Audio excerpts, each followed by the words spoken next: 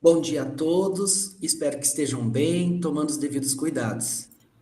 Vamos iniciar agora a última oficina do nosso evento, o terceiro seminário integrado dos programas de pós-graduação, estrito sensu do IFMT Campus Octaíde Jorge da Silva. Nesta oficina, intitulada Conhecendo os trâmites de submissão de artigos e escolha de bons periódicos, nós convidamos o querido professor, doutor Tiago Beirigo Lopes, um professor do PPGEM, professor que é editor de periódico, um professor que é avaliador de outros tantos periódicos, um professor que escreve muitos artigos, tem de todos os estratos, e é uma pessoa muito sábia. Tem um grupo de comunicação entre os editores de periódicos e não tínhamos pessoa mais capacitada para este dia. Muito obrigado, professor Tiago, pela sua disponibilidade e contribuição na formação dos nossos mestrandos.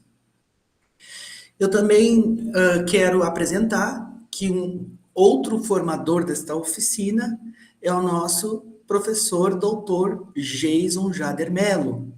O nosso professor, ele atua nos dois programas e ele é coordenador do ProfEPT, do Mestrado Profissional de Educação Tecnológica. O professor Geiso também é uma pessoa super capacitada, tem conhecimentos dos trâmites de submissão, de escolhas de bons periódicos, é avaliador de periódicos, também tem vários artigos, muitos artigos. Conheçamos os laços dos nossos docentes.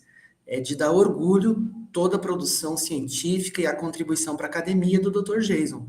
Então, duas pessoas bastante gabaritadas. Eu agradeço, Dr. Jason, porque além de estar organizando todo esse evento, o senhor também se disponibilizou a ajudar e contribuir ministrando uma oficina. Então, eu gostaria que vocês agora tivessem o tempo oportuno, até às 12 horas, se achar por bem utilizar todo esse tempo, para que discutamos sobre esses trâmites de submissão e escolhas de bons periódicos. Com vocês, meninos, boa formação para nós todos.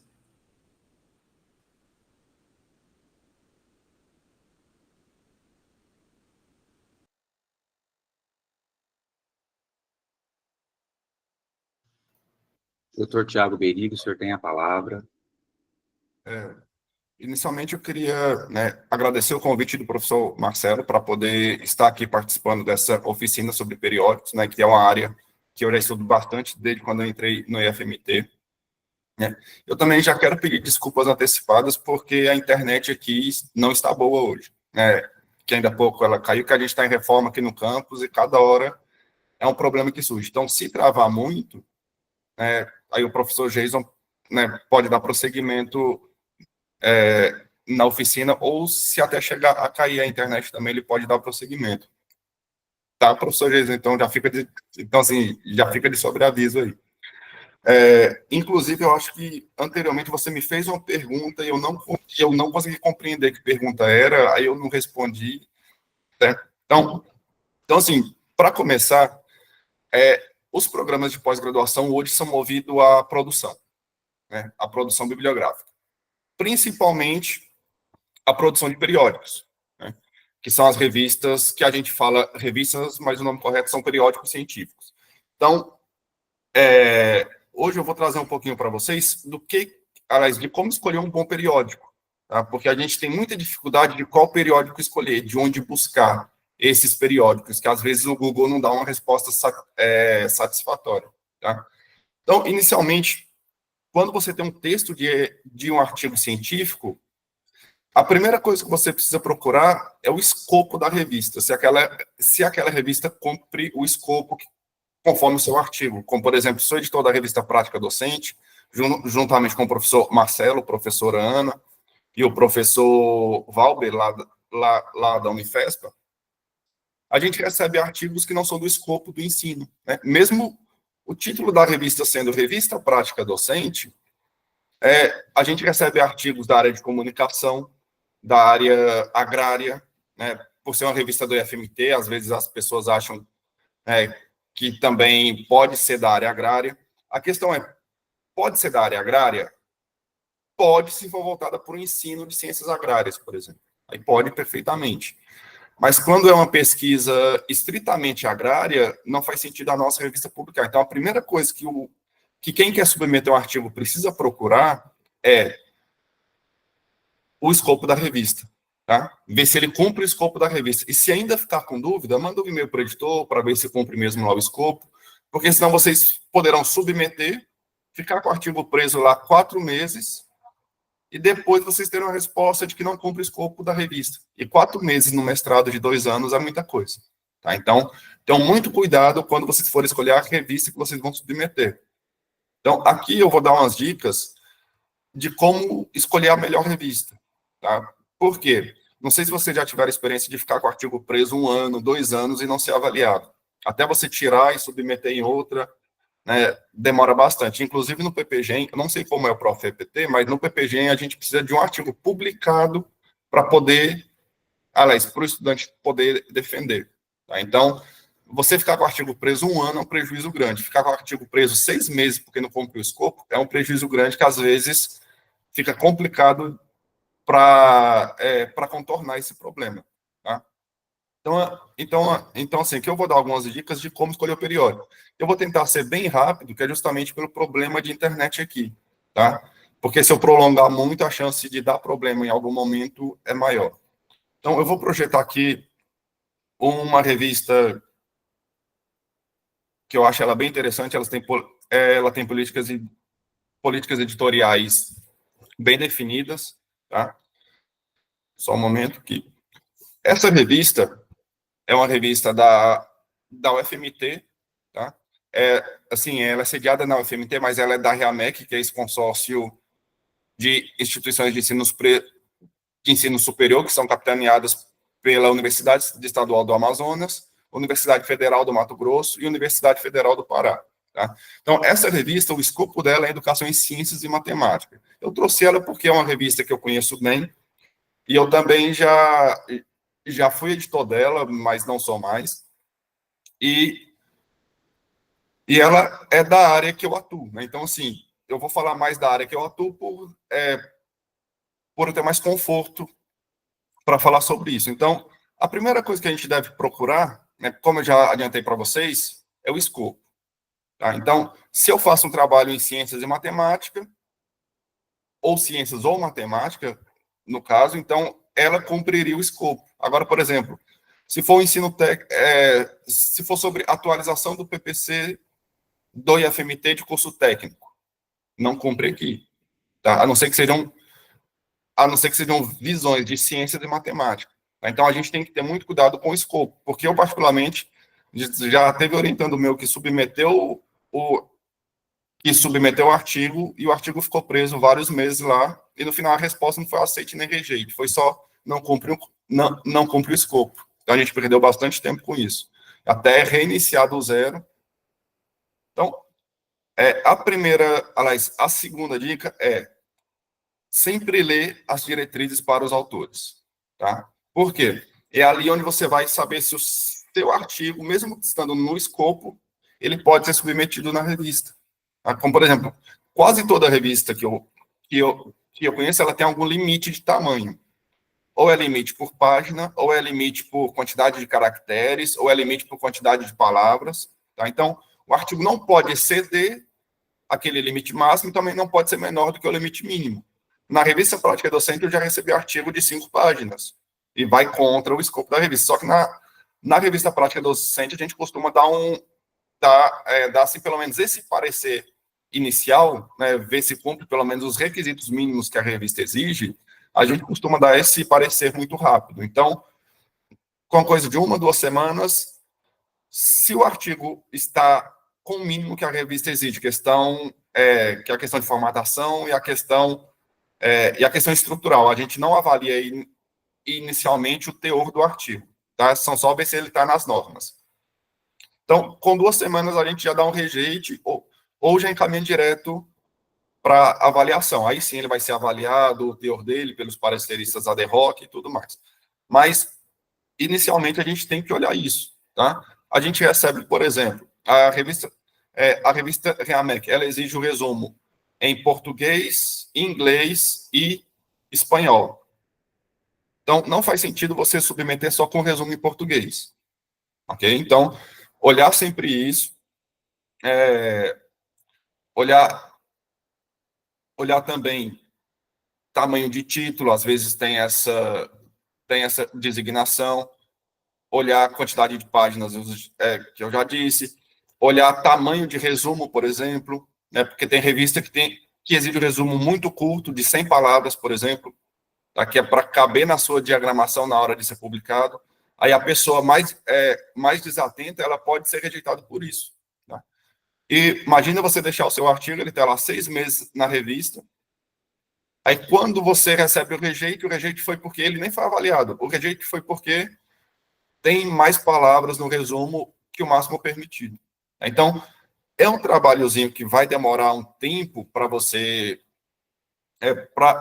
para você conseguir fazer, mas pelo menos a chance de dar problema futuramente é menor.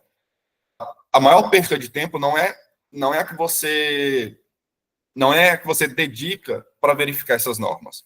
A maior perda de tempo é o teu artigo ficar lá, depois de vários meses, você recebeu o rejeite porque ele não está nas normas, tá? Aí o que você vai fazer? Você vai pegar ele de novo, vai ter que ler, coisa que você não fez antes, então alguma hora você vai ter que fazer isso, e submeter ele novamente. E nisso perdeu 6 meses do trâmite, tá? Ou submeter em outra revista, que também você vai ter que ler as normas dela também. Então, é muito importante ler as normas. As revistas atualmente, né, a maioria das revistas que eu tenho acesso, elas ainda facilitam, porque elas dão um modelo, para o autor a submeter naquelas normas, tá? E nesse modelo normalmente tem como legendar uma figura, como fazer as referências, tá? Por exemplo, uma dificuldade grande que se tem é nas referências, por incrível que pareça, por mais que se fale, por mais que se veja metodologia científica desde a graduação, é uma dificuldade. Às vezes o autor mistura a BNT com a APA, com algumas coisas que eu nem sei o que é, tá? Então, isso já é critério para o artigo ser rejeitado logo de cara, tá?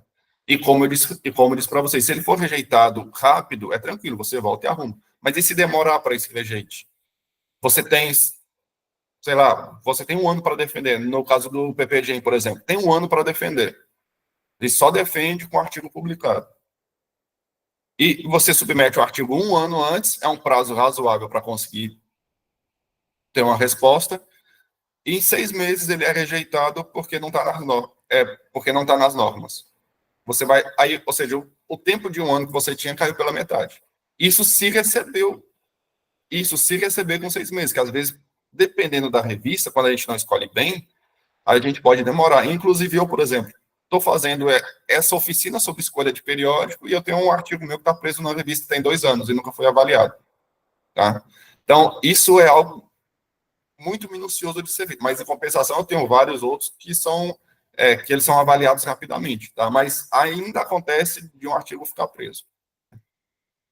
Então, um outro aspecto que a gente tem que verificar é se a revista está vinculada a alguma organização. Tá? Organização que eu falo, não uma editora privada. Isso eu falo de periódicos no Brasil. Tá? Essa é a realidade brasileira. A realidade internacional é outra. Então, no Brasil, normalmente as revistas bem avaliadas, bem conceituadas, que normalmente têm um bom qualis, né, são revistas que sempre estão ligadas a alguma instituição ou alguma organização. Tá? Como, por exemplo, se for uma revista ligada a uma associação, nós temos a Sociedade Brasileira de Educação Matemática. Então, ela vai ser bem avaliada, tá? Porque está ligada a uma organização reconhecida nacionalmente. Nós temos a revista da Sociedade Brasileira de Matemática do Mato Grosso. Então, ela também vai ser bem avaliada devido a isso. Se for uma revista vinculada a alguma instituição de nível superior, ou seja, particular, pública, institutos federais, universidades, ela também será bem conceituada, porque dificilmente uma revista de uma universidade vai ser predatória. Eu particularmente, nunca vi, tá? Independente da universidade, tanto particular como pública. Mas mais para frente a gente vai ver um exemplozinho de como eles fazem para tentar burlar isso, tá? E também pode estar associados a grupos de pesquisa. Tá? Então, tem algumas revistas que elas são consolidadas, elas têm décadas de existência, não são de universidade, não são dessas organizações ou associações, mas são vinculadas a grupos de pesquisa, grupos renomados de pesquisa, que está lá no CNPq e tudo mais. Então, essas revistas também, elas costumam ser de boa qualidade, elas costumam ser revistas bem conceituadas, tá? Agora, vendo mais o aspecto prático de como a revista atua, tá? Uma coisa importante da gente fazer é ver se ela está em dia. Isso é primordial, tá? Não vá submeter numa revista hoje, que a última publicação dela é de 2022. Porque o que vai ocorrer? O seu artigo não vai ser nem olhado e vai ficar lá perdido, tá? E retirar artigo de revista, às vezes, não é tão fácil. Porque tem revistas que elas não, assim que os editores não são acessíveis. O e-mail que colocam não é o e-mail que eles têm acesso. Aí, aí, aí você tem que pegar o nome do editor, procurar o e-mail dele no Google, vai dar um trabalho gigantesco. Ou, às vezes, entrar em contato com a instituição, que é mais trabalhoso ainda, porque tem instituições gigantes, né? Eles não vão saber os detalhes do telefone ou e-mail do editor de uma revista, é muito difícil saber isso. Jason? Doutor Tiago, o senhor está mexendo a página porque ela está parada. Não, é uma parada mesmo. É a partir de agora que eu vou começar a mexer nela. Então, assim, é muito importante vocês verificarem isso. Então, a primeira coisa, verificar a periodicidade da revista. Por exemplo, tem revista que é trimestral. Se ela tiver com algum número atrasado, a chance, ou seja, se os números que já foram submetidos antes do seu, a chance do seu atrasar também é grande, tá? Então, nessa revista aqui, na revista Prática Docente, agora eu vou começar a mexer nela, a gente tem que olhar a periodicidade dela, tá? A periodicidade dela é anual, ou seja, ela é fluxo contínuo. Ela não é, por exemplo, um número a cada bimestre, a cada trimestre, a cada quadrimestre, ou a cada semestre. Então, ela é fluxo contínuo. Então, o que eu tenho que fazer? Eu tenho que ir aqui na parte de arquivos, ou atual, né? E ver qual é o número atual dela. Tá? Então, o número atual dela está aqui, janeiro a dezembro de 2024, publicação contínua. Então, essa é uma revista que ela está em dia com a sua publicação. Então, esse já é um ponto positivo para submeter nela, tá? Aí aqui tem os artigos, a gente olha aqui os artigos. É interessante, se caso você não esteja completamente convicto que o seu artigo cumpre o escopo da revista, dá uma olhada nos artigos que ela já publicou. Tá? Dá uma olhada, faz até uma busca aqui, se puder, para ver se ela já tem algum artigo nesse sentido. É que, por exemplo, o meu é sobre formulação de PPC. Então, coloca PPC e buscar. Certo? Então, aqui, é uma revista que nunca publicou algo no título e resumo que tenha PPC. Tá? Então, assim, são buscas que a gente tem que fazer para a gente... Então, outra... deixa eu só desligar aqui a notificação. Ó. Outra coisa que a gente precisa verificar. As revistas hoje, não todas, tá? Mas as revistas hoje, elas têm data de submissão e data de publicação dos artigos. Assim, esse, para mim, é o fator mais importante da gente dar uma olhada. Por quê? A gente vai saber se ela demora.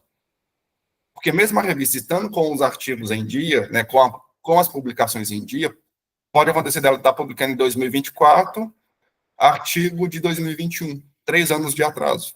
Tá? Isso acontece. Tem artigo que fica 3 anos para ser avaliado, por exemplo. Eu já tive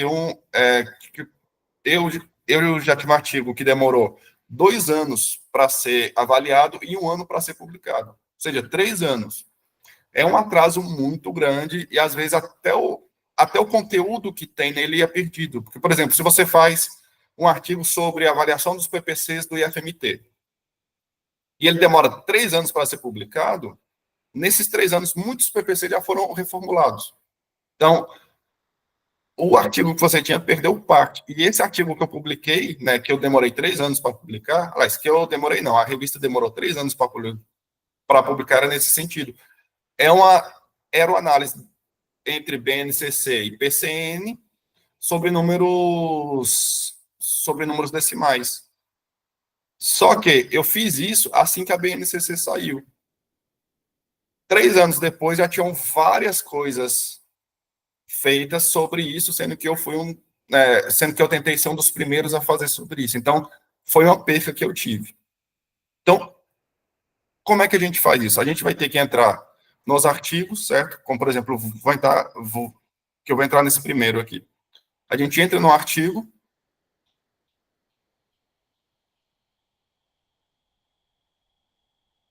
Só um momentinho para abrir. Aqui estão os autores, tal. A revista Reamec, eu lembro que ela indica. Às vezes, essa data vem aqui logo na capa, no início, certo? Em algum lugar aqui dela, né? Data de submissão e data de publicação. Alguns trazem data de submissão, data de aceite e data de publicação. Lá no final, tá aqui. Submetido em 28 de abril de 2023, aprovado em 12 de outubro, ou seja, demorou mais ou menos um semestre para ser avaliado e aprovado, no caso, porque ele pode ser avaliado e reprovado.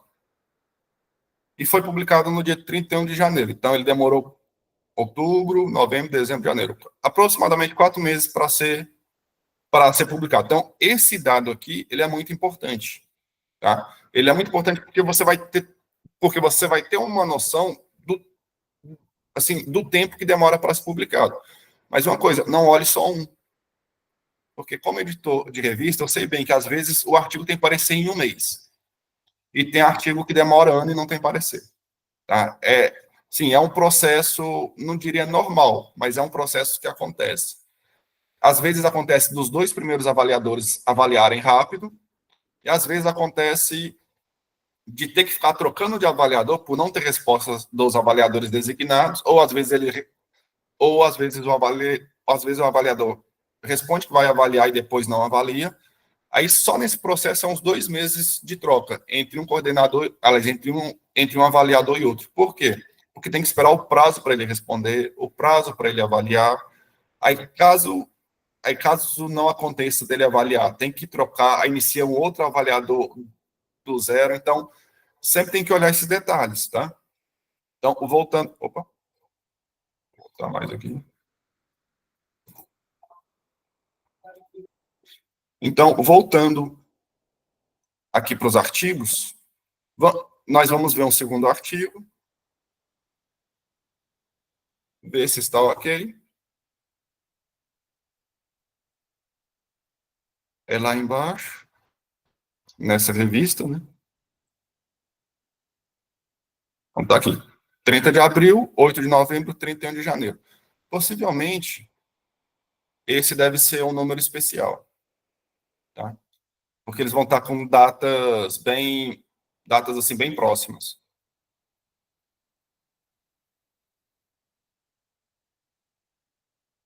Então, a gente tem que entrar em mais de um artigo, vamos entrar em outro aqui, para ver se a gente consegue ter essa noção.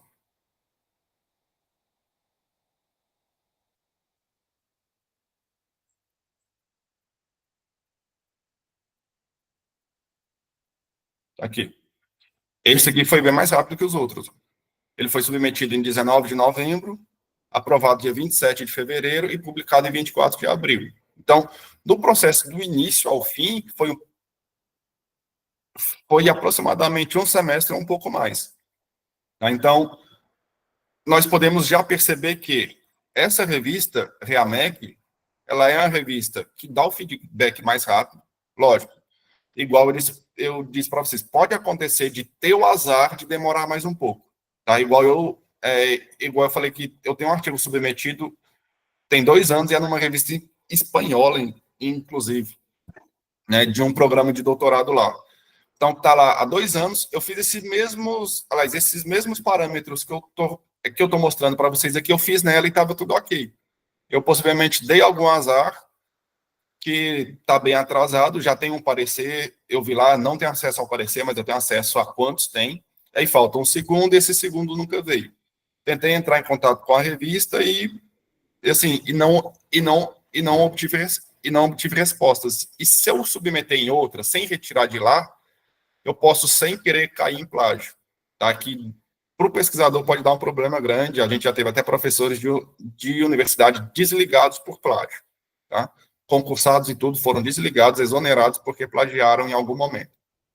Então, aí o que eu tenho que fazer? Eu tenho que tentar entrar em contato para tirar lá, porque se publica aqui no Brasil e também publica lá, eu teria um problema. Embora não seja culpa minha, né, tudo, eu terei um problema e, no mínimo, me desgastará um tempo, uma energia para poder responder isso, né, para poder responder que eu não tive culpa. Eu pedi para retirar, eles não retiraram e publicar. Tá? Então, a gente tem que ter muito cuidado com isso.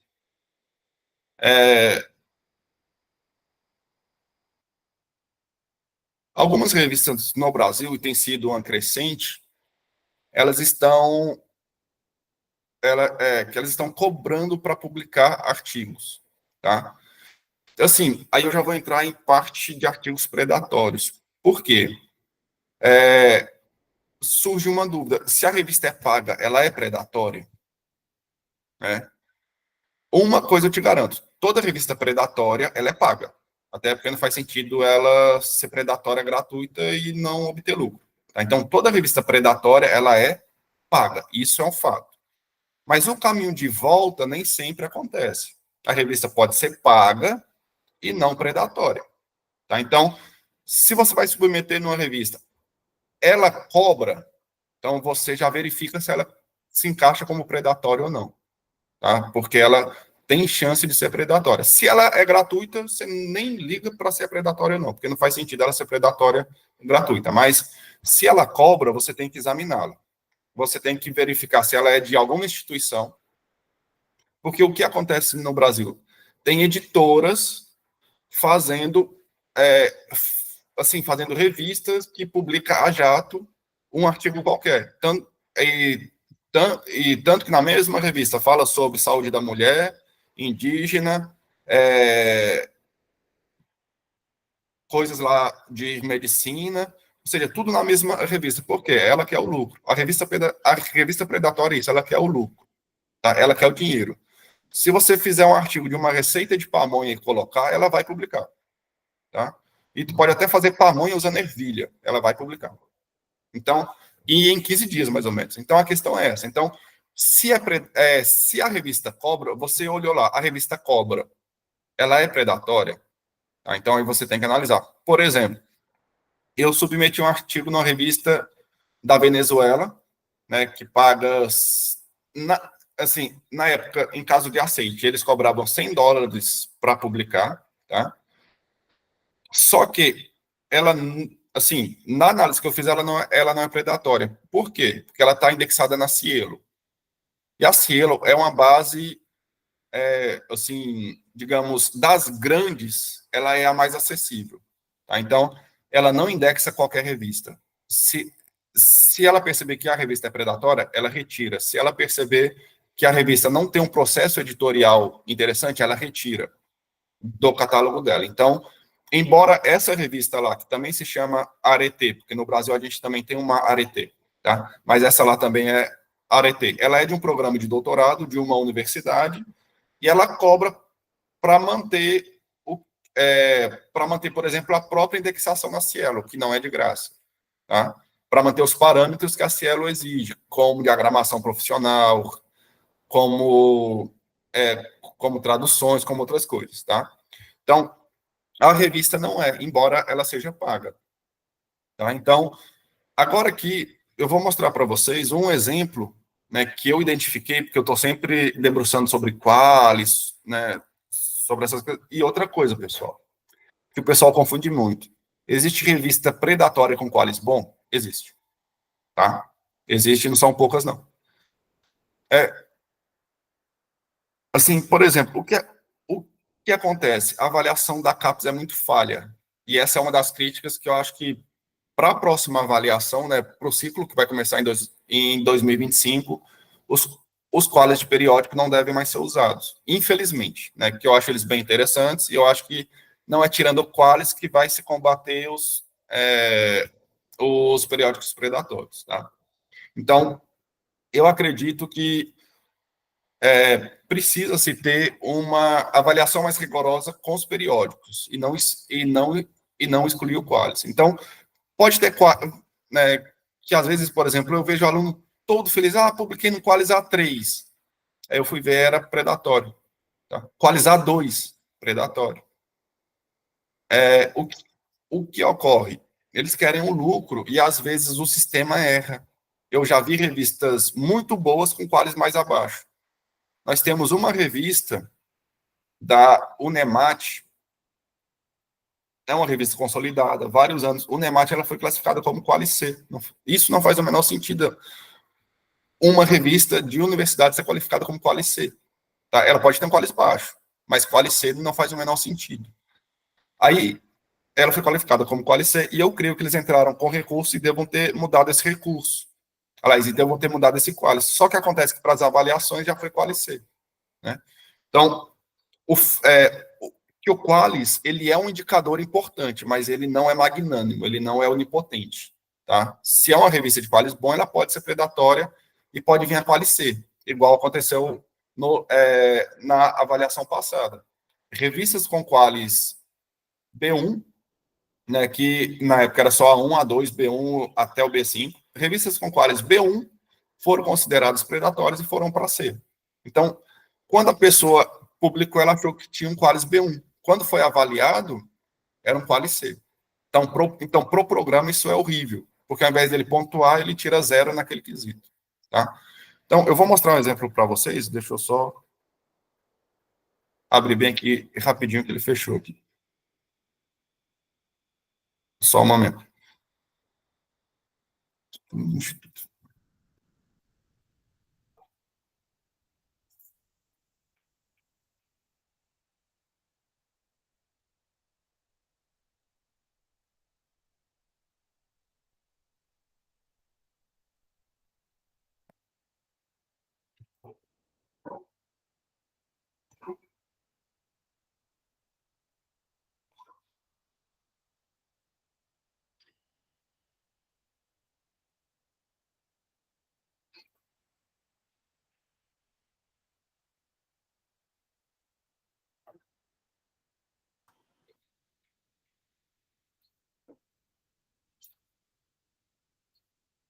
Enquanto o professor Tiago abre aqui, aqueles convites para publicação que vem do além, né, Tiago? Eu vou falar sobre isso agora. Então, aqui, vocês podem perceber que questão de periódico probatório tem sido um grande debatido nas instituições de ensino, né? Eu trouxe aqui algumas revistas da USP, né, que assim, é a universidade mais conceituada do nosso país, né? Da CAPES, da Unesp, né? Então, periódico predatório tem sido um problema na ciência, porque ele acarreta vários problemas. Inclusive, nas dissertações que eu oriento, eu não quero que coloque nem como referência artigo dessas revistas. Por quê?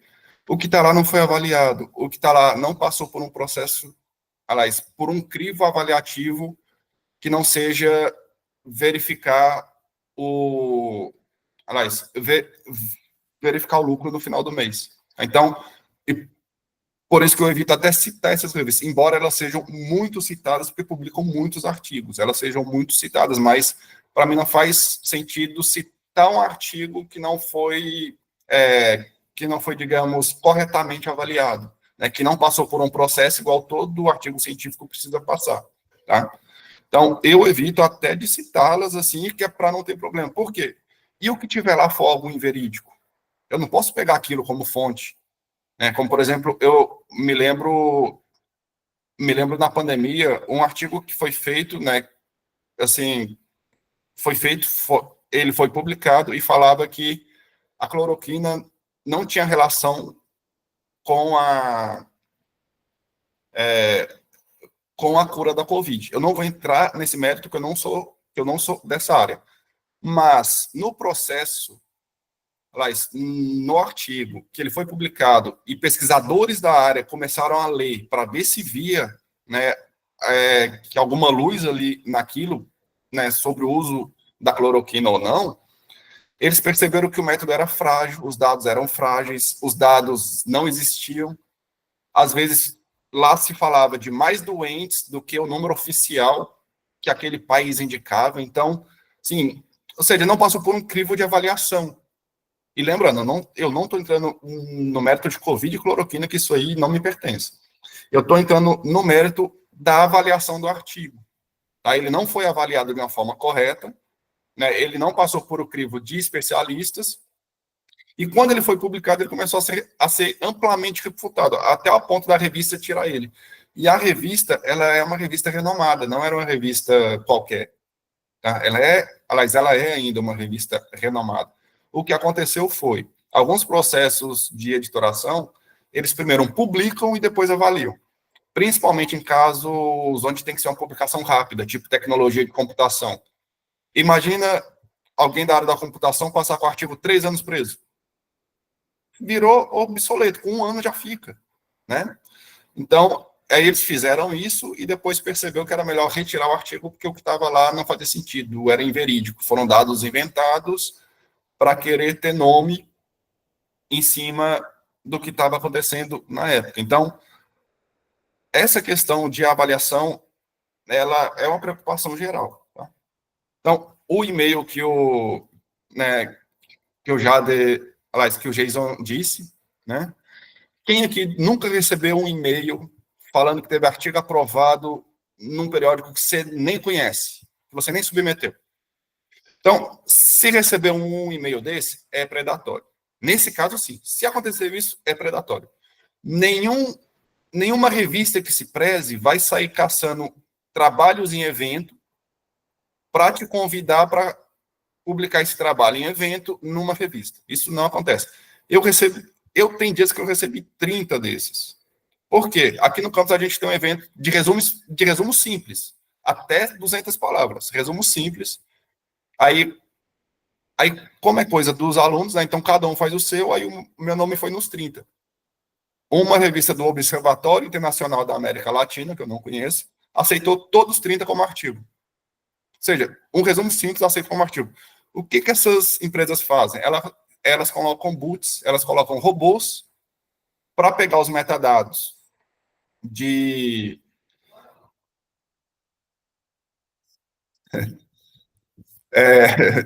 bem ironia, né? Vai chamar a atenção um artigo de um evento muito pequeno, mas é isso mesmo, tá? Porque o que eles fazem? Eles pegam anais inteiros, esse chatbot coleta, porque normalmente vai e-mail, nome e título do trabalho, em qualquer trabalho que é publicado. Esses chatbots coletam isso, tá? E manda e-mail disparado para todos os autores de todo aquele evento. Né? Não se surpreendam do trabalho de vocês publicado nesse fórum receber esse tipo de e-mail. Tá? E eu fico triste porque, por exemplo, eu tenho essa maturidade, normalmente no mestrado tem, mas esse e-mail mexe com o emocional de graduandos, por exemplo. Eles chegam todos felizes, não, que eu recebi um convite, professor, olha aqui, nós recebemos um convite para ser publicado e tal. Cara, é muito ruim ver aquele brilho nos olhos dele se apagando. É triste, mas eu tenho que falar. Aí eu tento falar da melhor forma possível, falar que isso é um chatbot, que eles fazem isso por dinheiro, né? Assim, que eles fazem isso para pegar dinheiro de pessoas que não têm uma maturidade, né, assim, na área de publicação científica, tá? Então, chega-se ao ponto, por exemplo, esse estudo de publicação. Esse aqui que eu vou entrar um pouquinho nela mais adiante. Que dá um cardápio de revista que você quer publicar. Ou seja, é a mesma coisa de escolher um sanduíche. Tem um X-tudo, que ele é mais caro, um X-salada, um X-burger. Ou seja, chegou a esse ponto de oferecer cardápios. No Instagram, não é difícil a gente ver oferecendo autorias. Tem um artigo aceito no Qualis A2. R$500 para entrar como coautor. Isso é muito comum. Isso está comum, infelizmente. Tá? E não caiam nessas, tá? E não caiam nessas coisas. Então, chega-se a esse ponto de que são revistas qualificadas. Olha só esse Qualis A2. E olha o preço que ela cobra. Guardem isso na mente de vocês. Vamos arredondar para R$1.000. Tá? Para facilitar os cálculos mais ali na frente. Então, R$1.000 que ela recebe por cada artigo publicado. Tá?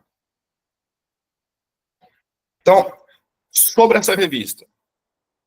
Isso me deu uma curiosidade, né? Eu falei, não, eu vou pesquisar mais sobre essa revista. Qualis Capes A2, eu quero saber por que uma predatória está A2. Fiz uma busca rápida no Google, não deu muito trabalho. O que foi que eu percebi? Esse portal é da Univates. A minha crítica não é a Univates, é uma instituição séria, que ela é uma instituição com programa de pós-graduação, graduação. Ela é particular, mas ela é bem renomada, principalmente na região que ela é sediada. No entanto, essa revista Caderno Pedagógico estava na Univates. Certo? Estava na Univates. Talvez por isso, suponho eu, porque não dá para ter certeza, o Qualis A2, porque está numa instituição. Então, assim, ela vai ser bem vista. Então, só que, quando eu acesso o portal de periódicos da instituição, aparece isso. Revista Cadernos Pedagógicos passou a ser administrada pela Estudos Publicações, que é uma editora privada. No novo link, e mudou até o link da revista. Ou seja, tiraram ela da Univates. Então, aí eu comecei a estudar mais sobre ela. Ela era B3 no Qualis de 2016, B1 no Qualis Fake de 2019, que assim, foi um Qualis que vazou uma lista, mas ele nunca foi homologado, tá? E ela foi A2 no Qualis 2020, que foi avaliado em 2022, eu creio que saiu esse resultado, né? No final de 2022 ou foi ali no meio do mês, mas foi em 2022 que saiu esse resultado do Qualis A2. Então, aí eu pensei, não, deixa eu ver os artigos publicados. Ela tem, no volume 20 de 2023, que seria o primeiro volume após o Qualis dela. E ela ainda, né, possivelmente até 2022, estava lá na Univates, suponho eu. Ela tem 28 artigos publicados no volume 1 de 11 volumes de 2023. Deixa eu só ver se eu não passei duas, não. Ou seja, ela tem 28 artigos em um mês, praticamente. Ou seja, 28 artigos publicados em um mês. Em todo o ano de 2022, ela tem 9 artigos, em todo o ano. Em 2021, ela tem 5 artigos publicados. Tá? Então, ou seja, olha o quanto o fluxo dela cresceu. 5 artigos em 2021, 9 artigos em 2022, 28 artigos no primeiro volume de 2023. No primeiro de 11. Tá? Não é primeiro 1, 2, 3. No primeiro de 11. Praticamente um a cada mês. Então, 28 artigos em um mês. Aí o negócio vai ficando mais interessante. Ela tem 30 artigos publicados no número 11, ou seja, no último número de 2023. E 189 artigos publicados no número 1. Eu fiz esse levantamento em agosto. seja, 200 artigos em um mês de publicação. Agora vamos fazer uma conta rápida. Vocês lembram quanto é cada artigo publicado lá, não lembram? Né, eu falei até para arredondar para 1.000. Essa revista está ganhando R$200 mil por mês. E ela não tem custo, avaliadores são de graça, porque normalmente o avaliador, ele quer se envolver nessas coisas, tipo, eu sou avaliador de inúmeras revistas e nunca recebi de nenhuma, né? E nem quero, porque eu acho que porque assim, o valor não seria tão grande, até porque as revistas são gratuitas, então assim, não tem como elas pagarem também. Então, no número 1, que é um por mês lá, agora foram 189 artigos. Para quem, juntando 2022 e 2021, não dava 40 somados, tá? Então, ou seja, tiraram ela da Univates, isso que isso para o conforme está feito, né? Ou seja, tiraram ela da Univates e está dessa forma. E esse aqui, no caso, seria o número 8. Eu acho que eu digitei errado aqui. E 202 artigos publicados no número 8 de 2024. Aí eu pus aqui, estamos em agosto, que foi quando eu fiz essa apresentação, tá? Aí eu não quis atualizá-la porque ia dar muito trabalho. E não ia mudar muita coisa, tá? Então, quando fiz essa contagem, estava em 202 artigos publicados naquele mês e o mês ainda nem acabou. Aliás, o mês ainda nem tinha acabado. Então, ou seja, isso que às vezes eles fazem, eles conseguiram burlar o Qualis, tá? Burlaram como? Deixou numa instituição para ter um bom Qualis, depois que virou Qualis, falou, não, vamos tirar de lá e ganhar dinheiro. Não sei quem fez isso, não sei, né? Mas, com o que eu estou mostrando, é isso que dá a entender. Ela saiu de uma publicação de menos de 20 artigos por ano para 200 artigos por mês e cobrando. Imagina, 2 anos publicando 200 artigos por mês. Quanto é que eles já não lucraram? Tá? Então, deixa eu acelerar aqui um pouquinho mais. Então, tem essa revista aqui, que ela era B2 no Qualis de 2016, foi para A3 naquele Qualis fake que eu falei que não foi homologado, mas teve essa lista e ela serviu que ela serviu de parâmetro até ter esse novo Qualis. E ela foi para Qualis C no ano de 2020. Por quê? Ela foi vista como predatória. Ela foi a revista que eu creio que mais se destacou nessa área, nesse período, tá? Então, ela tem 196 artigos publicados, somente no volume 8 de 14 números em 2023. Ou seja, que assim, parece que coincide a quantidade de artigos que eles conseguem publicar por mês, tá? Essa aqui, que eu recebo bastante e-mail dela, né? Elas têm 123 artigos publicados no número 1 de 8 números em 2024. E é uma revista A3, se eu não estiver enganado. Então, não faz o menor sentido. E essa revista aqui, eu posso falar dela porque eu avaliei 2 artigos dela. Um artigo muito bom, né, porque eu queria conhecer, né, eu me cadastrei lá como avaliador. Um artigo muito bom, que eu pensei, o que ele está fazendo aqui? Mas, assim, avaliei, aprovei e tal. No segundo, era um artigo impublicável, né, não tinha como publicar um texto daquele. 15 dias depois, mesmo com o meu rejeito, né, que ele foi publicado, tá? Então, nessa revista, eu pensei, não, deixa eu dar uma pesquisada maior nela, assim, né, uma pesquisadinha mais, digamos, que é uma pesquisadinha mais a fundo. Aí eu fui ver quem era o editor dela. O editor dela tem 18 artigos publicados. Dos 18, 13 é no próprio periódico. Tá? Ou seja, é um quantitativo, é um quantitativo que surpreende. Né? É um quantitativo que, se não fosse o próprio periódico que ele edita, ele teria 5 artigos publicados para ser editor de uma revista nessa área. Tá?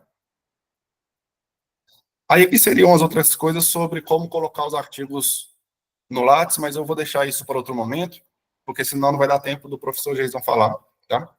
Então, professor Jason, essa é a minha apresentação. Vontade, professor. Eu acho que essa parte do Lattes ali é tão importante. Pode? Tá. Então deixa eu voltar com a apresentação que eu fechei.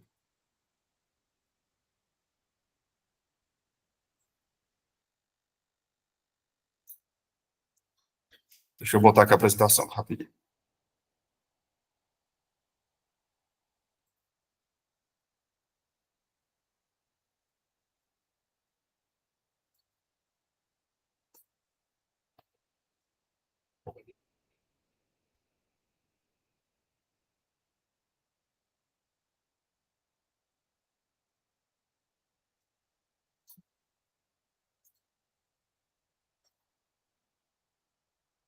Então, um erro muito comum no Lattes, né, é porque o Lattes, assim, não é culpa dele, mas ele meio que faz com que gere essa confusão. Aqui tem artigos completos publicados em periódicos. Lá no início da minha fala, eu falei para vocês que o nome correto, assim, o nome é periódicos, não é revista, embora eu seja editor de uma revista prática docente, mas quando fez, né, mas assim, quando a gente pensou nesse nome, a gente, né, que a gente não tinha assim, não tinha o conhecimento que a gente tem hoje, tá? E aqui embaixo tem texto em jornal ou revista. Então, às vezes, quem não tem muita familiaridade com Lattes, pensa, eu publiquei na revista Prática Docente. Então, é texto em jornal ou revista. Foneticamente, faz sentido, tá? Mas não. Quando fala texto em jornal e revista, revistas são aquelas revistas magazines, tipo, você fez a coluna na revista Veja, então tá lá. Na revista Nova Escola, então tá lá, tá? Que é diferente de periódicos, tá? Periódicos é quando há um crivo, é quando há um crivo científico, quando há uma avaliação. Então, artigos completos publicados em periódicos, tá? Então, quando vocês forem lançar, tem que ser nesse item aqui, tá? Se lançar no outro, pode dar algum probleminha, tá? Porque ele não é avaliado da mesma forma que um artigo científico.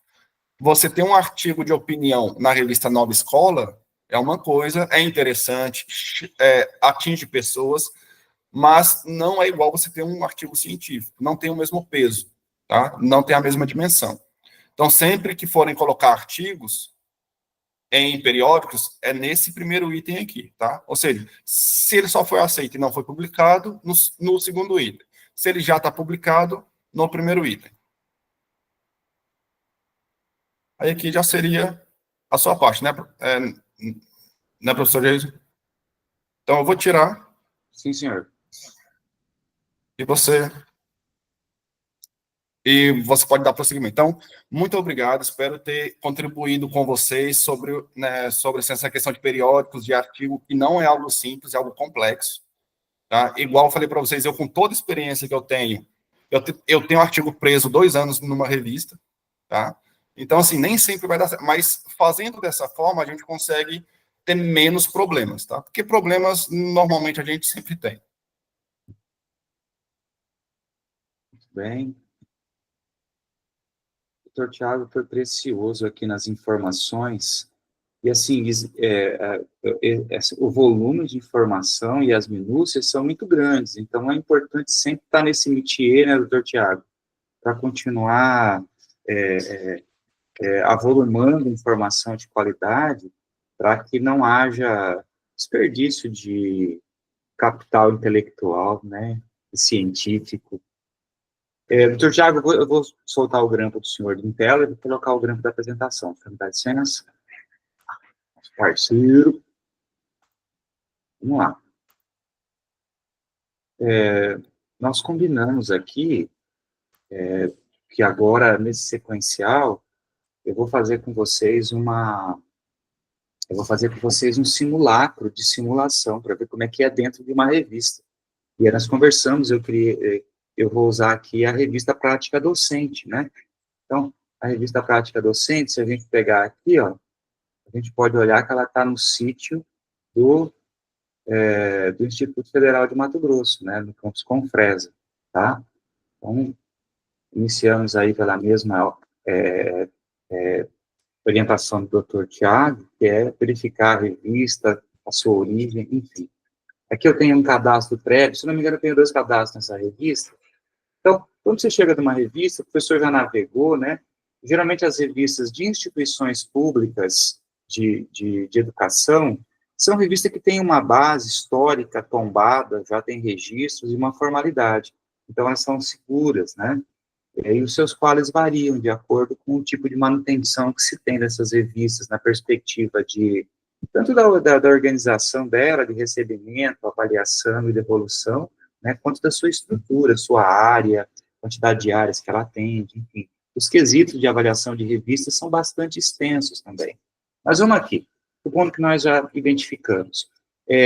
Eu acho que é bastante importante que toda vez que tu estiver estruturando, escrevendo um artigo científico, e não é só teu, né, ele tem teus pares, ou teu colega de turma, ou teu orientador, e aqui a importância também de sempre ter produção científica entre o docente e o discente, que a CAPES valoriza muito isso, porque demonstra que está ocorrendo a pesquisa e o ensino de pesquisa na pós-graduação, né?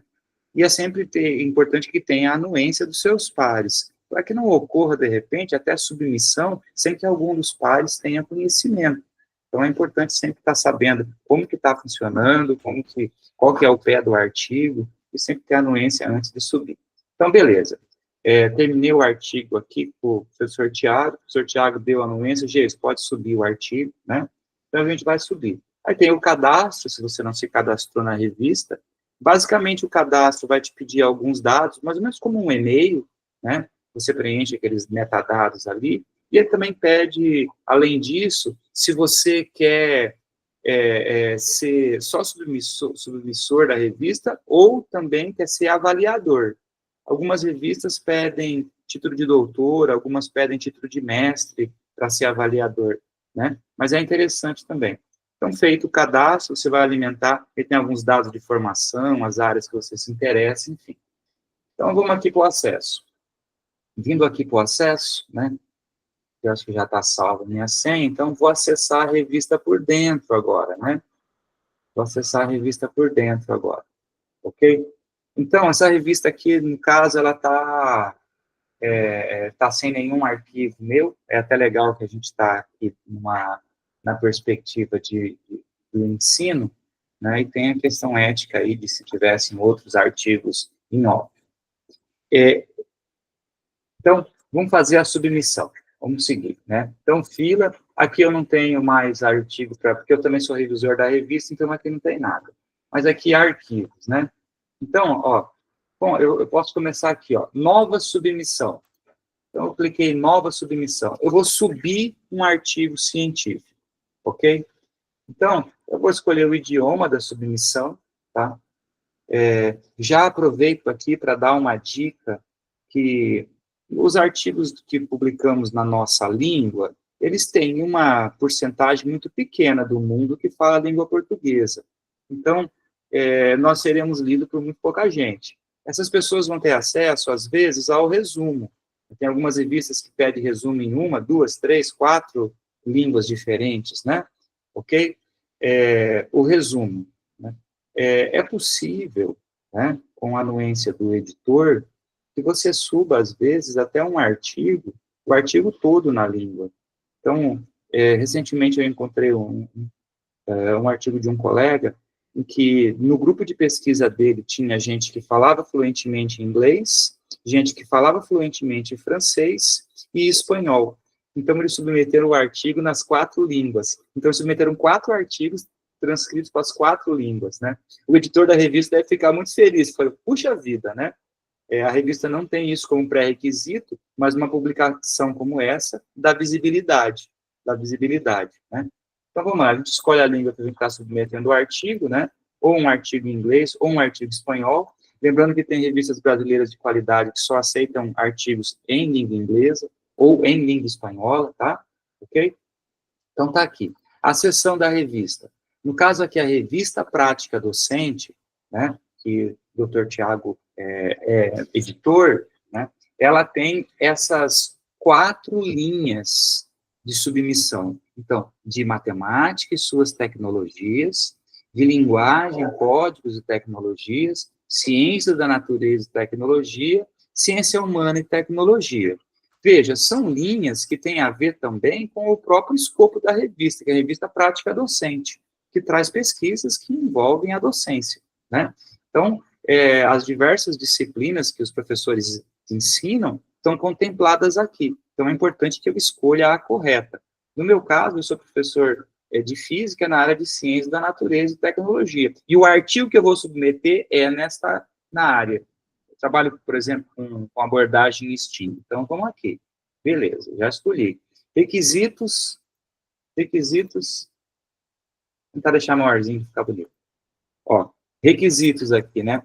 A contribuição é original e inédita e não está sendo avaliada para publicação por outra revista, caso contrário, deve-se justificar em comentários ao editor. Olha, para apertar esse botãozinho aqui, você tem que estar submetendo esse artigo só nessa revista, tá? Só nessa revista. Por quê? Porque se ele foi publicado em outro lugar, ou se ele está submetido em outro lugar, ele já não é mais inédito.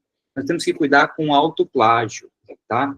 Então, lembrando que trabalhos que são publicados em congressos, em eventos, são muito mais simples do que trabalhos que a gente publica em revista, que já são oriundos dos resultados da pesquisa científica, né? E eu recordo um caso que aconteceu comigo no início do mestrado, que eu tinha uns trabalhos de iniciação científica desenvolvidos na graduação, eu e um outro colega. E aí, cara, estou no mestrado, nós dois estávamos fazendo mestrado, vamos publicar aquele trabalho nosso. Aí nós arrumamos ele e submetemos num evento aqui nacional, né? Mas ele era só o esboço dele. E aí foi aprovado, apresentamos o trabalho, e no ano seguinte nós terminamos de escrever o artigo e submetemos esse artigo numa revista. Acontece que tem que tomar muito cuidado para não usar o melhor título lá no evento, porque depois, o que aconteceu? A devolução do editor é que o artigo já havia sido publicado. E aí nós sabíamos que não, né? Mas o título estava muito parecido. E aí eu escrevi uma carta gigante dizendo pro editor que o artigo não havia sido publicado, explicando que aquilo foi só um projeto e tal, mas aquele editor não aceitou. Então, na verdade, eu tive que trabalhar mais um segundo ano em cima daquele texto, arrumando, ajustando, colocando novos dados, revendo, trazendo novas, para descaracterizar aquela produção científica, para que ele pudesse ser aceito numa revista científica. Então, a gente tem que ter esse certo cuidado, né, com o título que a gente coloca, e para que não haja o autoplágio, né? Tem que tomar esse cuidado aí, porque você pode ter algumas travas no futuro. Outra trava, aqui, ó, lembrando que eu tenho que apertar todos esses botõezinhos aqui, né? O texto segue os padrões de estilo e requisitos bibliográficos descritos em Diretrizes para Autores, na página sobre a revista. Eu vou clicar aqui, vou abrir ele aqui na outra página. Aqui são as diretrizes de submissão, tá? Então, ele vai me explicar todas as normas da revista aqui, ok? Todas as normas da revista, qual que é a formatação, como que eu faço, número de página, quais são regras ABNT. Então, aqui a gente tem até um modelo de submissão, ou seja, um template. Eu tenho que ter seguido todos esses critérios. É muito importante também visitar os artigos publicados para verificar, né? Então, aqui tem todas as normas de submissão. Para mim apertar esse botão aqui, que o texto segue os padrões das diretrizes para autores, eu tenho que ter isso claro. Vou adiantar uma coisa aqui para vocês, dos revisores às cegas, né? Esses artigos, depois de submetido, o editor vai pegar e vai mandar para 2 avaliadores, chamados revisores ou referir, às cegas. Então, nós recebemos o artigo sem o título, não pode ter identificação dos autores. O título tem, não pode ter identificação dos autores. Eu tenho, agora eu estou com 5 orientados de mestrado, e tem mais 4 entrando para 2025. Eu tenho uma quantidade de carga horária de trabalho enorme toda semana. A primeira coisa que eu faço, quando eu recebo um convite de uma revista para mim ser revisor, a gente não ganha para isso, tá? As revistas predatórias pode cobrar, mas os revisores de revista não fazem isso. Não tem um prolabore por revisão de artigo. Então, a primeira coisa que eu faço é verificar se ele foi cuidadoso nas normas. Se ele não foi cuidadoso nas normas, eu devolvo o artigo. A não ser que seja muito bom, eu devolvo o artigo de forma sumária, artigo fora de norma. Se ele não tem as referências, estão no texto, estão embaixo, eu devolvo. Por quê? Porque se o autor não é cuidadoso o suficiente para ler as normas da revista, para contar a citação, para verificar formato e estrutura, como que eu vou confiar nos resultados científicos de um cara desse? Então, você tem que ter clareza de que você está nas normas, que está formatado, me perdoe a forma de dizer, mas para Deus ver, tem que estar dessa forma, ok? Tá? Aí sim, pô, beleza, existe aqui um asseio, né? Não é um artigo descuidado, desleixado, ok? O doutor Tiago, se quiser também intervir comigo, pode ficar, viu? Porque eu sei que o senhor trabalha exatamente nessa parte aí. Bom, o nome dos autores das obras na seção de referências estão abreviados, né? Aqui tem a questão de normas também. Artigo submetido possui tamanho, então, isso aqui já vai redundar lá na parte da editoração, de como é que eles vão subir isso. Então, a revista que é isso, você tem que ter isso. Às vezes, coloca uma fotografia aqui que dá 10 mega, uma fotografia dentro do texto. Então, tem que arrumar. Né? Algumas revistas têm norma de quantidade de pixel de imagem que você utiliza, ok? Então, são diversas as regras que você tem que estar cumprindo, tá? Ok? Cliquei aqui, o arquivo está leve, né? O texto possui até 4 autores, é importante isso, tá? Então, às vezes você não sabe, você está com 3, 4, 5 autores, tem o texto pronto, vai procurar a revista, opa, não deu. Então, antes de pensar vamos submeter em tal revista, tem que ler cuidadosamente todas as normas. Tem revistas que só aceita 3, tá? Tem revistas que só aceita 3. Aqui está com 4. Então, ficamos em menos de 4 autores. O tamanho do texto. O texto possui até 20 páginas, sem cortar as referências, tá? Então, o texto tem um tamanho que, a primeira coisa que o editor faz é olhar isso. Se ele estiver fora dessa métrica, né? Alguns têm uma métrica também da estrutura dos capítulos, certinho. Você tem que estar dentro desse aqui, senão o artigo é devolvido. Aqui possui até 20, né? Tem alguns que têm a quantidade mínima também, de 10 a 20, de 12, de 10 a 15, de 15 a 20, tem os tamanhos, tá? Tem alguns artigos, tem algumas revistas que têm uma estrutura que entrevista é uma quantidade de página, ensaio, uma quantidade de página, artigo científico, uma quantidade de página, ok? Tá? Então, o autor ou o coautor não está submetendo mais de um artigo para publicação, olha, legal isso. Veja, para que as revistas tenham boa avaliação, não pode haver muita publicação do mesmo autor na mesma revista, ok? Não pode haver muita publicação do mesmo autor na mesma revista. Então, as revistas têm, às vezes, por exemplo, agora no próprio EPT nós publicamos artigos numa revista que você só pode publicar por autor uma vez cada 2 anos. Né? Isso é para quê? É para não criar endogenia, gente que só publica ali, ou o pessoal da própria universidade só publica ali. Então, a ideia é o quê? É disseminar, é para que haja uma multiplicidade de publicações, né? De diversos locais, enfim, tá? Então, tá aqui se ele já submeteu ou não. O documento submetido está conforme indicado nesse modelo, aqui é o template, né? Está conferindo novamente se é o template. O artigo possui declaração de revisão textual realizada. Veja, devido às normas de língua portuguesa, né? As revistas estão pedindo agora uma declaração que passou por um profissional de línguas, que fez a revisão bibliográfica a revisão de língua portuguesa deste artigo, tá? Então, ela tem que ser assinada por esse avaliador, né? Inclusive, aqui está o modelo da declaração, é só seguir, e aí, a partir da anuência disso, é que sobe o artigo, tá?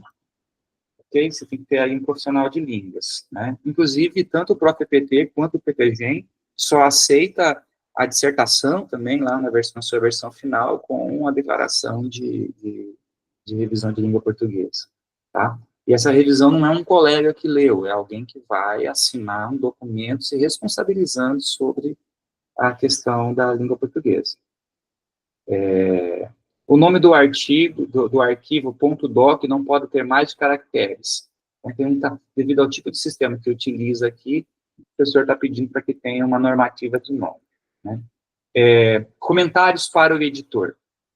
Porque aqui é uma informação que tu vai dar para o editor sobre o que está sendo submetido, tá?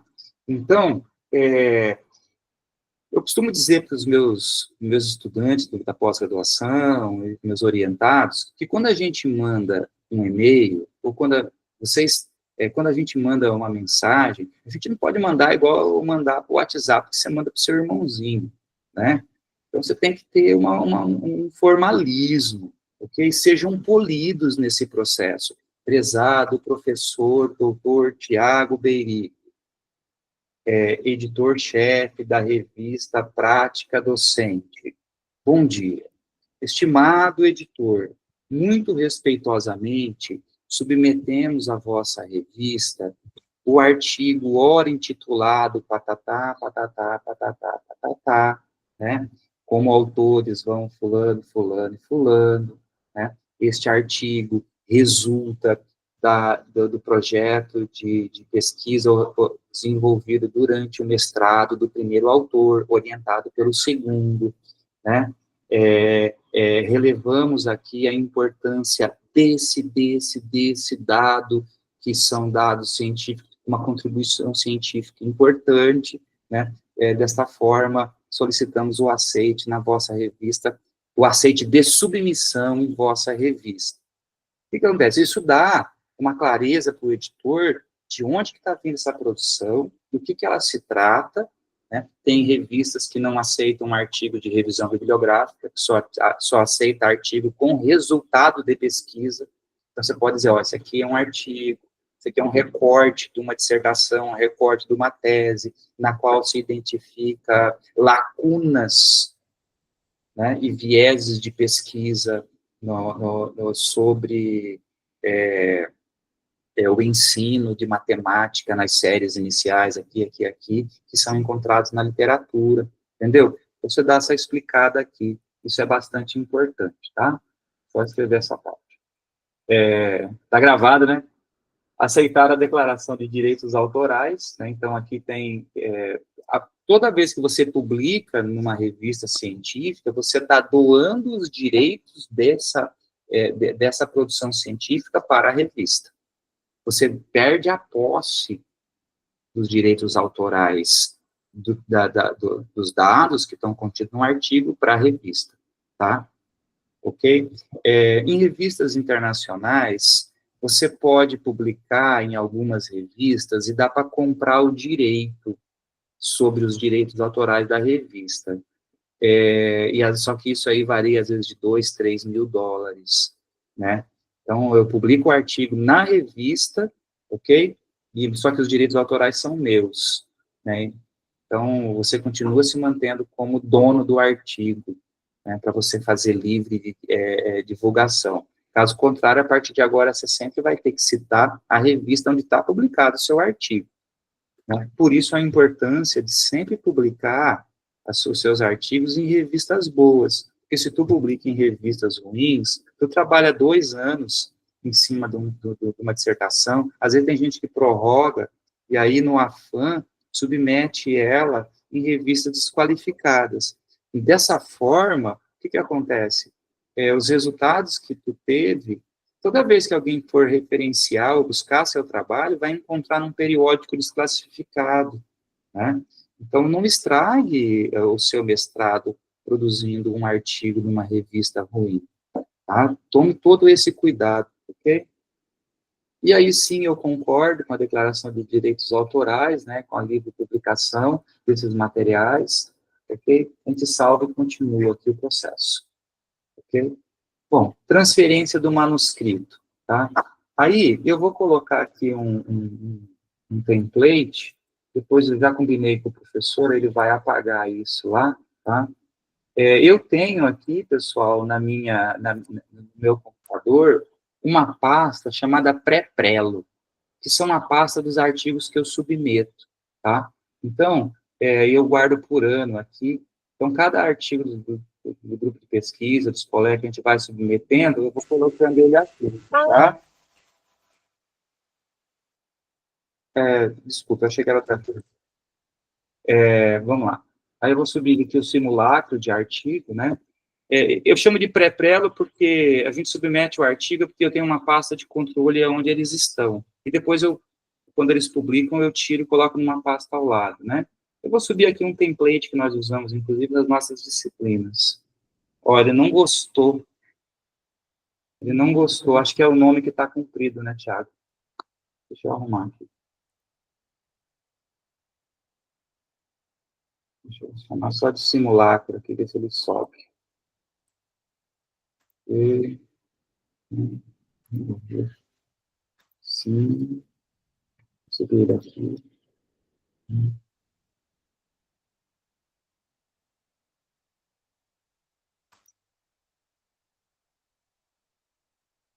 Ok. Provar e continuar. Ele está em doc? Não, tem que clicar em texto do artigo, que é para dizer o tipo de texto que é. Texto do artigo ou outro aí. Fechou. Então, vamos lá. Identificou se esse artigo ou outro é o seguinte, é muito comum tu subir uma submissão num trabalho e subir também uma planilha com os dados. Dependendo do tipo de pesquisa, você pode também subir aqui para o revisor o banco de dados, da onde tu tirou os resultados que estão compondo as tabelas e os quadros do artigo, tá? Então, dá para subir também mais dados, além de só o texto do artigo, ok? Tá? Então, vamos lá. Vou diminuir um pouco a fonte aqui. Fica grandão, né?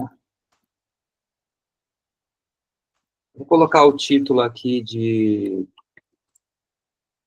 simulacro, né? Do template, tá? Tem gente mandando mensagem para mim agora, não vou atender, não.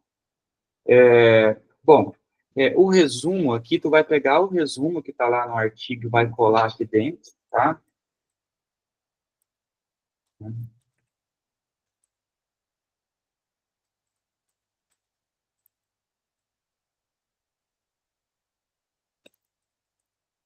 Ok? E ele deve ter a quantidade de palavras máximas que está aqui, tá? E vai colocar as palavras-chave, aqui está o texto que vai ser em inglês também, em espanhol, tá? Ele vai queixar. E aqui copia as referências.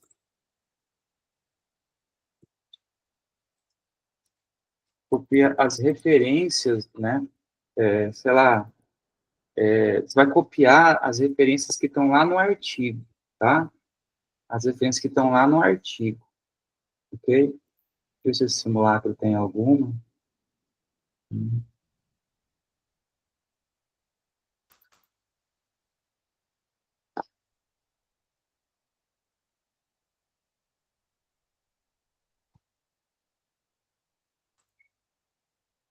Aqui.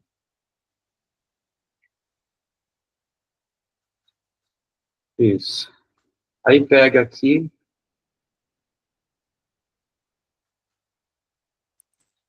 Esse tipo de processo vai fazer parte da tua vida acadêmica de agora em diante, sem mudar mais. Ele está querendo as minhas palavras-chave, né?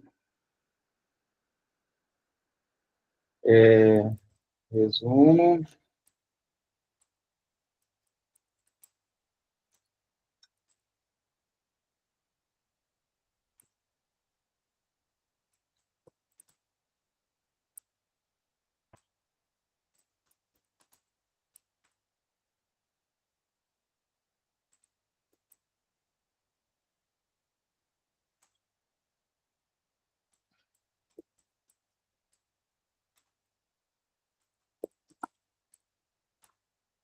Como é que fala a palavra em espanhol?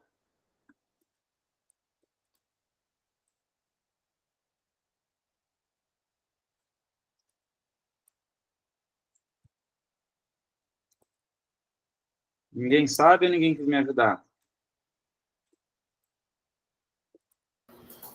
É palavra com B. Palavra. Muito bem. Então, vamos lá. Bom, agora é a confirmação. Sua confirmação está no sistema, sua submissão está no sistema e pronta para ser finalizada. Você pode voltar e ajustar alguma coisa. Ah, ó, esqueci uma coisa aqui, dá para voltar e arrumar. Ah, vou subir mais algumas figuras importantes que eu acho que é bom colocar, ou subir um banco de dados, uma planilha eletrônica, né? Dá para fazer esse ajuste, né? Ok? Algum tópico aqui. Caso contrário, a gente finaliza a submissão, ok? Tem certeza que deseja submeter ao periódico? Ok, submeti. Está submetido. Então, a hora que você fizer essa submissão, as revistas geralmente têm sistemas eletrônicos que elas vão imediatamente encaminhar um e-mail para ti, dizendo assim, caros autores, né?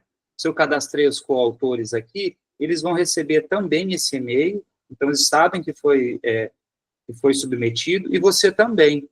E é um e-mail automático que diz que o artigo tal, com o nome tal, foi submetido. Esse e-mail, né, ele diz que foi submetido, certo? Caso tenha alguma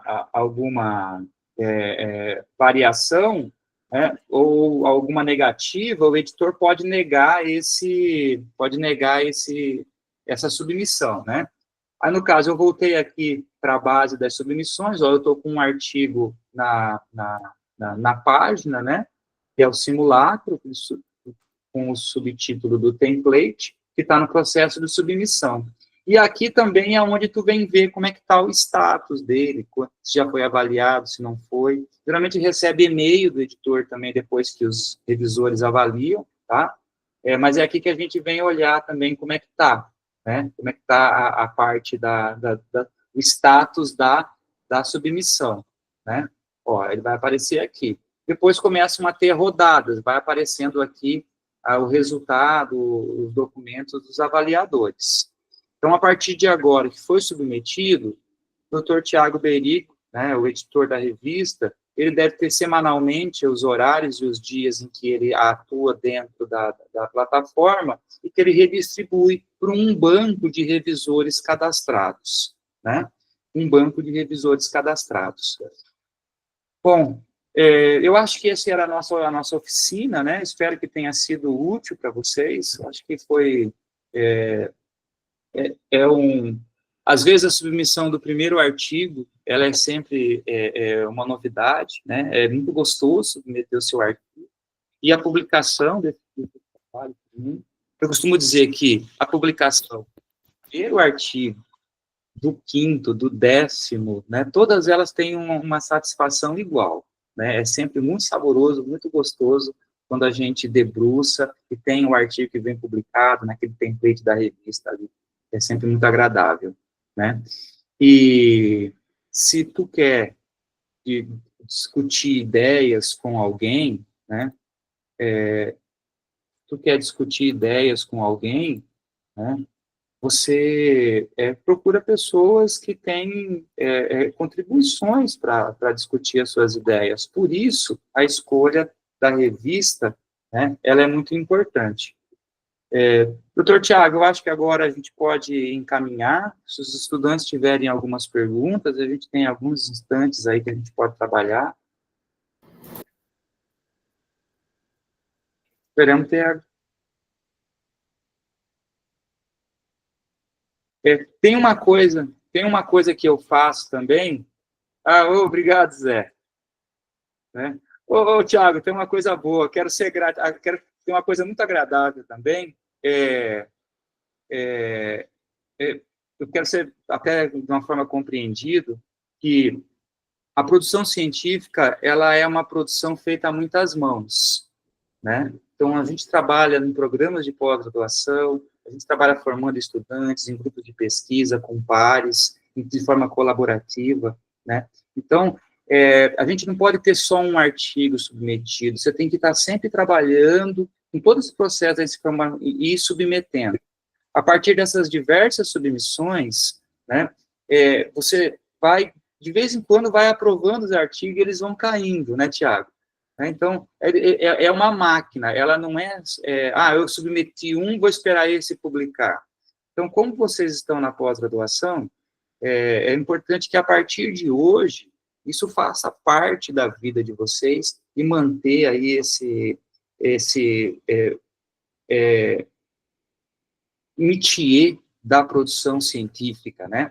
Ok? Doutor Marcelo?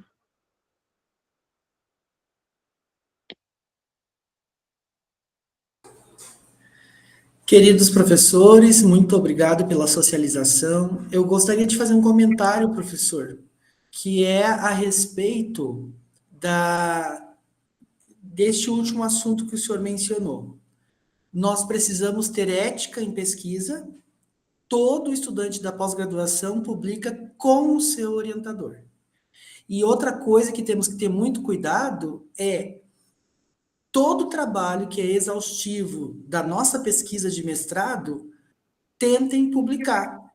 O programa, ele é avaliado até 2 anos depois que você sai, vocês ainda continuam somando para o programa. Então, tem 2 anos para o mestrado e 4 anos para o doutorado.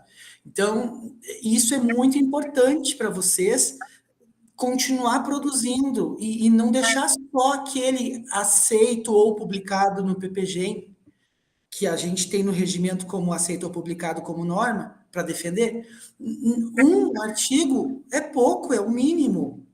Então, que vocês cuidem para que todo o trabalho que dá uma pesquisa de mestrado, que ela seja publicada, que ganhe notoriedade, que ganhe visibilidade, que seja de bons periódicos.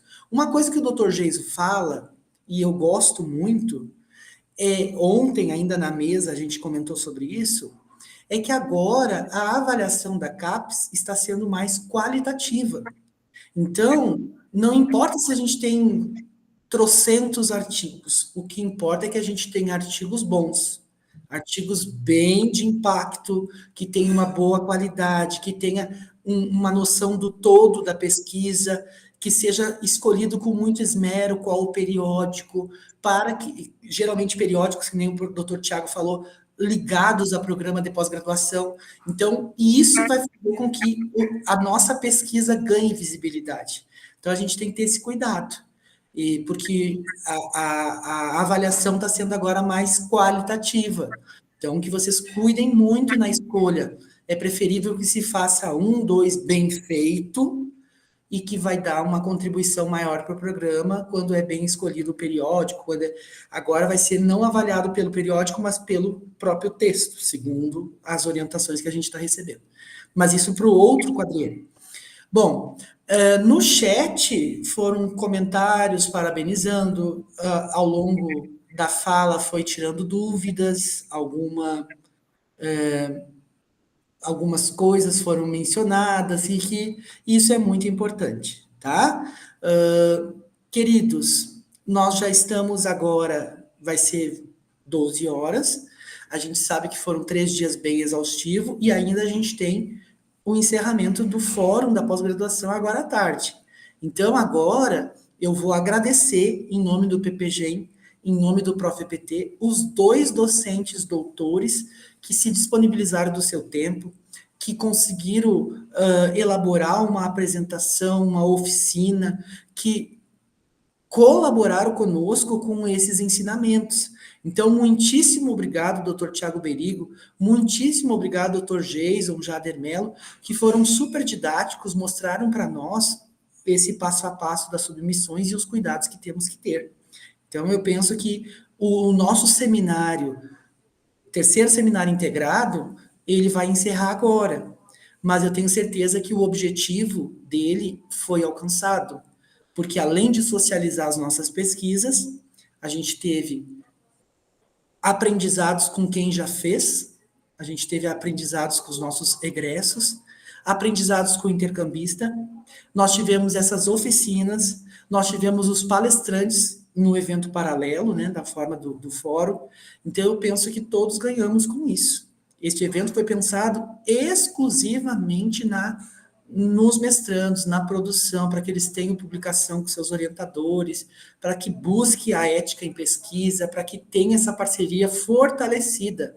A gente, depois que encerra e é titulado, a gente tem um vínculo com o nosso orientador. Até hoje eu ligo para minha orientadora, até hoje eu tento mandar trabalho para eventos com ela, a gente continua nas parcerias, a gente continua nas bancas, a gente precisa ter esse contato, essa parceria, que não é só para o momento que a gente precisa e que nos convém. Tem que ser uma parceria de sucesso, uma parceria que continua. Por exemplo, o doutor Tiago Berigo, até hoje, com o professor Pedro Sá, ele tem contato e tem uma boa relação e tanta coisa produz. E o professor Geiso também tem grupos de pesquisa, pesquisadores, coisas que precisa. O professor Geiso, na hora, já fala, olha, tem fulano, tem ciclano, tem o contato dele, vou te passar, Marcelo. Então, isso, gente, é criar contatos, é ampliar os nossos horizontes por meio da pós-graduação. Queridos, vamos fazer o encerramento, professor Geiso? Para não com muitas delongas, porque temos à tarde ainda o outro evento. Vamos lá. Vocês vão ser certificados pelos 2 eventos. Hoje a gente conclui pela manhã o nosso 3º seminário integrado. Agradeço novamente os professores do ProfEPT. Agradeço muitíssimo o professor José Vinícius, querido, professor Geis, professora, todos os professores que ajudaram, que corrigiram o trabalho, que tiveram orientações, que têm esse acompanhamento, que têm um esmero pela pós-graduação, que ficam, às vezes, corrigindo textos à noite, fora do horário de trabalho. Então, e eu também, professor, o senhor é um querido, a gente tem que tomar o nosso café. Então, eu penso, gente, que nós temos que agradecer esses grupos de doutores. Eu também quero falar dos meus doutores do PPG, que não medem esforços para fazer com que tudo que é ação do programa dê certo. Eu tenho orgulho desse grupo, eu tenho muito orgulho. E aos mestrandos, que bom que esses 26 mestrandos do ProfEPT e do PPG aproveitaram o seminário e publicaram. Vão ter um capítulo de livro. Que pena que os outros não aproveitaram. A gente tem uma turma bem maior. Então, mas que sirva também de lição para que nas próximas edições os outros participem. Eu acho que é aprendizado a gente apresentar uma pesquisa, como ela está estruturada, como ela vai ser coletado dados, como vai ser analisado. Tudo é aprendizado. A gente aprende tanto ao assistir um seminário, assistir uma banca, assistir uma oficina, uma palestra. Então, participem de eventos, busquem a formação complementar de vocês. A pós-graduação é formação continuada. Então, a gente precisa sempre, a gente não sabe, a gente não inventou a roda, a gente não sabia escrever, a gente não sabia submeter projeto, a gente não sabia o comitê de ética, a gente não sabia como escrever um artigo, eu também não sabia. E é o mestrado que nos torna pesquisadores. Então, aproveitem essas oportunidades. Dr. Jason, por favor, comente, como coordenador também desse evento, as suas últimas palavras. Obrigado, professor. Gente, a fala começa com gratidão, tá? Eu pediria que, vou fazer uma fotografia aqui, quem puder abrir a câmera para a gente fazer o encerramento, tá? Vou colocar aqui para aparecer todo mundo, ok? Agradecer aos nossos docentes da pós-graduação, dos 2 programas. Agradecer aos discentes, aos estudantes. Agradecer aos docentes da pós-graduação, tá? Também ao coordenador do PPG, porque esse trabalho é feito com muitas mãos. Dá um sorriso aí que eu vou fazer a foto. Deixa eu ver se saiu. Ih, errei o botão. Vamos de novo. Mais uma vez. Ó. Coisa boa. Gratidão a todos os convidados e colaboradores. Essas coisas só acontecem por causa de muitas mãos. Parabéns, gente. Um abraço para vocês. Deus abençoe. Até à tarde. Eu vou passar depois o link da palestra da tarde, do fórum. Abraço, hein? Abraço a todos. Obrigado. Obrigado. Encerre a gravação, professor Jason. Sim, Valeu, senhor. bom dia. Um abraço, gente.